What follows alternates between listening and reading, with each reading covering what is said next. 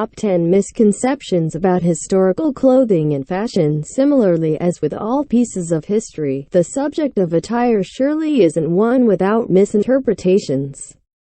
Our cutting-edge clothing is very shifted, yet a ton of our aggregate pictures of what individuals wore some time ago comes from films and pop culture. And a lot of that is lamentably wrong. From outfits through protection to everyday style, it's a field loaded with misinterpretations, 10 of which will be tended to hear today. Number 10. Skirt. Unisex skirts, while maybe not at their pinnacle of prevalence today, are as yet an enormous foundation of fundamentally laid as style as of this composition. In specific societies and networks, it's actually acknowledged for men to wear them. However, this is something that is as of now saw as inadmissible, or if nothing else, peculiar by most of individuals in Western culture. In any case, what these people maybe don't have the foggiest idea, in any case, is that skirts used to be a conventional illustration of unisex attire. Yes, you've perused that accurately. In the same way as other of the garments we put into explicitly manly or female classes today, skirts and their archetypes began as explicitly unisex.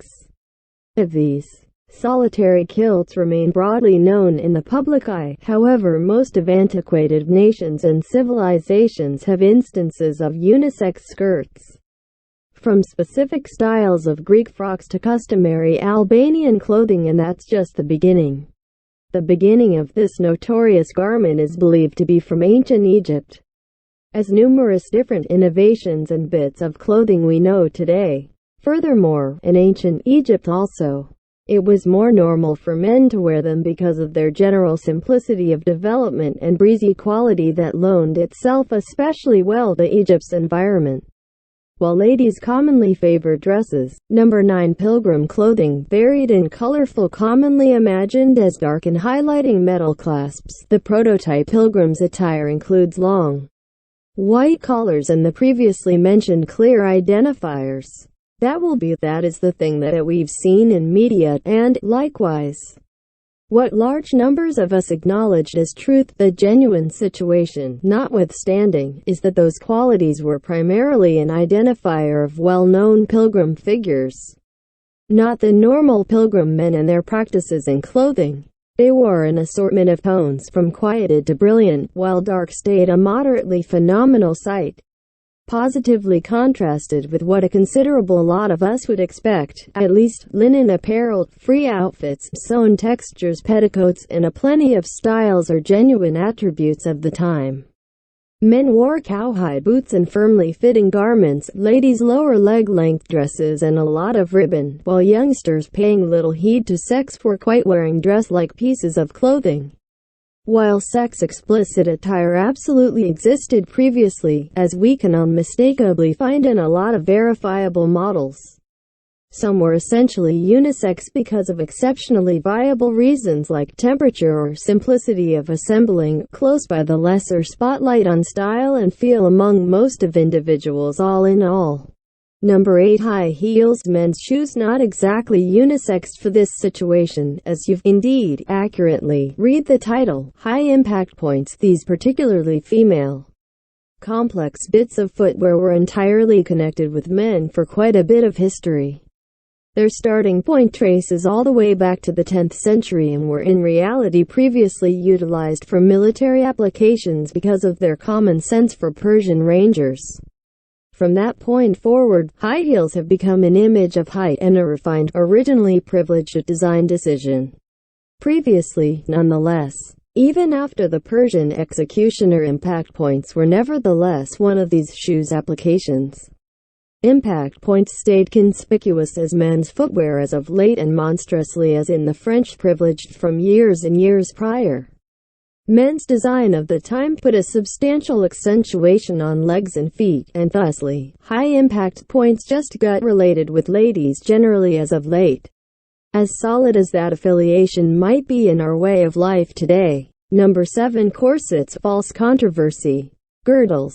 A piece of clothing broadly viewed as questionable and an illustration of the pressing factor all the more monetarily and socially lucky ladies generally needed to manage in quest for the excellence principles of the time. This thought, while totally acknowledged by many, is anything but a perfect one, however not one that is totally unwarranted either. While it is positively evident that one can undoubtedly contend, harmful guidelines of the time made undergarments as well known among everything except lower-class ladies as they had been. That is by all accounts more aberrant than many would expect, as this piece of clothing is making a cutting-edge rebound with the ascent of certain new style. The continuous cases of its actual mischief is by all accounts exaggerated when utilized sensibly. Some Investigate chronicled records likewise recommends that most of ladies wore girdles totally willingly, and, by and by, these dubious pieces of clothing are something else men generally enjoyed too, but in a more controlled design. Number 6. Viking helmets. Horns are a lie. The picture of horns on Viking head protectors is quite possibly the most notable authentic pictures one could invoke, and it's probable the one most would highlight when requested to portray a Viking fighter. However convincing and model as this may be, notwithstanding, the fact of the matter is shockingly significantly less exciting. As it stands today, there's no proof that horned Viking protective caps were at all utilized in battle. In actuality, indeed, virtually all caps recuperated have no such extremities. Bodes well, when one considers the block it would be in fight, possibly perilous and eventually unrealistic. There is some proof, notwithstanding, that horned head protectors may have been utilized for services and enriching purposes. With the Norwegian embroidered artwork and a couple of different bits of authentic records portraying something like this. Number 5. Dresses. Staple clothing in history. Another piece of clothing initially worn by both genders. Dresses, very much like skirts, are right now only connected to ladies by the majority of Western culture. These free and sensitive articles of clothing, nonetheless, have since quite a while ago shifted an interesting history. Forms of them worn by essentially every sort of individual from every unique period in civilizations before us. Historical records of dresses reach back similarly as dense civilization itself. Various compositions and delineations beginning from Old Mesopotamia, Egypt, China, and that's just the beginning. While they're to a great extent seen as a stylish decision today, dresses in history were supported for their reasonableness and were however ordinarily worn as shirts seem to be today, from ordinary citizens to sovereignty and surprisingly military. These straightforward, vaporous textures were not difficult to make and were especially sympathetic in blistering environments. However, individuals in colder environments for the most part favored the tight-fit attire we know and wear today. Number 4. Rib removal surgery. Another profoundly dubious subject corresponding to latest design ever. Rib evacuation medical procedure, as the name appropriately depicts, is the interaction of the careful expulsion of ribs, normally to accomplish a slimmer, more surprising figure. While it would be a weird yet worthy decision for one to make all alone, as the debate goes, it has been an acknowledged truth in numerous circles that ladies, verifiably, were every now and again forced into having their ribs eliminated to fit the excellence principles of the time.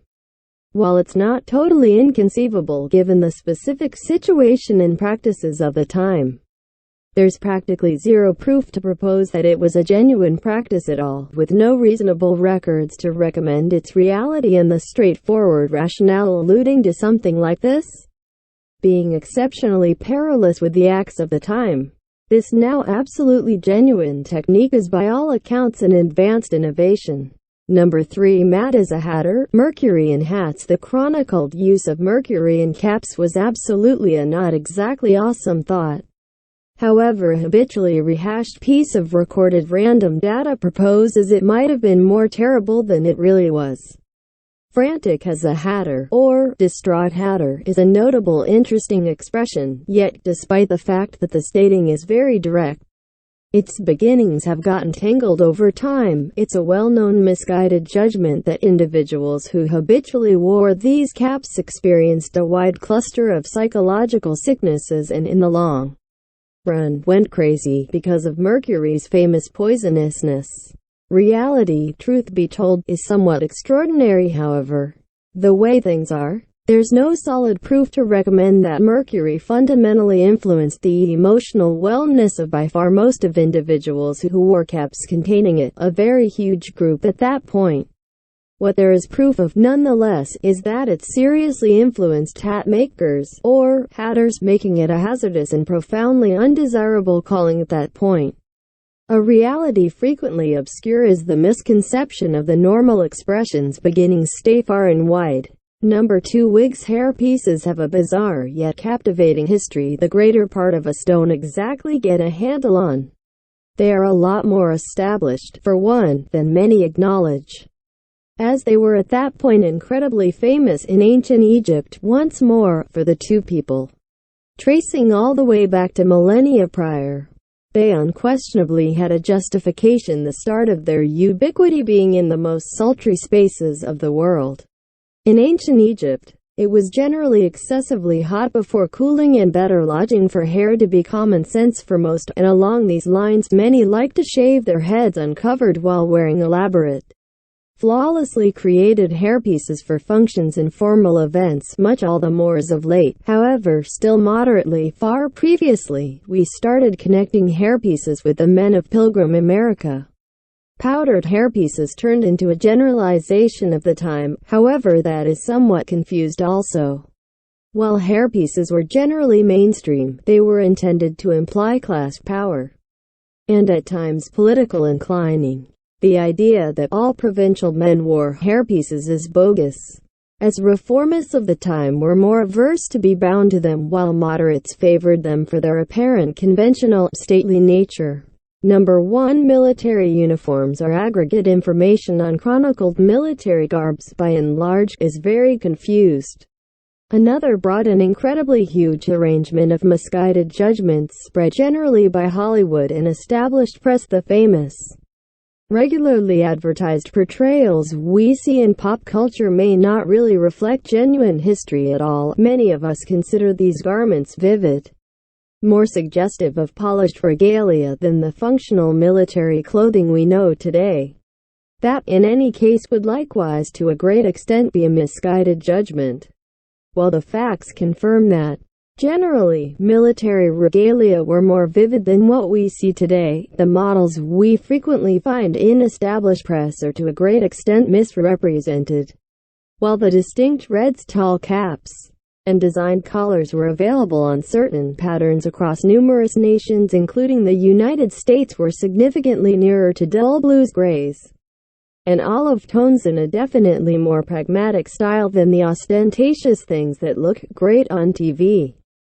Thanks for watching World Top 10 channel. Subscribe now.